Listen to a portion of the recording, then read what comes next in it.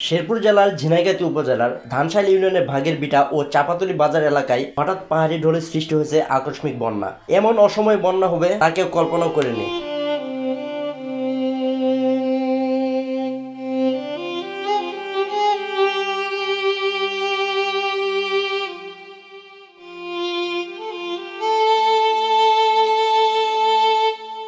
আমি আজ সরেজমিনে এলাকা পরিদর্শনে এসে দেখি পাহাড়ি ঢলের তীব্র স্রোতে একটি গুরুত্বপূর্ণ সেতু সম্পূর্ণ ভেঙে পড়েছে। সেতুর আশেপাশে অবস্থিত একটি দোকানও ভেঙে গেছে। তবে সবচেয়ে বড় কথা, গ্রামে বসবাসরত মানুষদের কোনো বড় ধরনের ক্ষয়ক্ষতি হয়নি, তারা নিরাপদে রয়েছেন।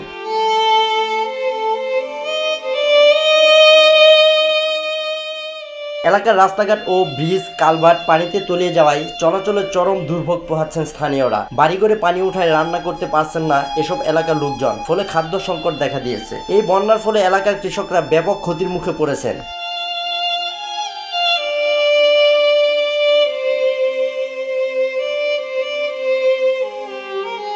জেলা প্রশাসকের পক্ষ থেকে বন্যার্তদের শুকনো খাবার ও গোখাদ্যের ব্যবস্থা করা হচ্ছে, তবে পরিস্থিতি মোকাবেলায় আরো সহযোগিতা প্রয়োজন। এই ভিডিওর মাধ্যমে আমি আপনাদের সামনে তুলে ধরলাম শেরপুরের বন্যা পরিস্থিতির বাস্তব চিত্র।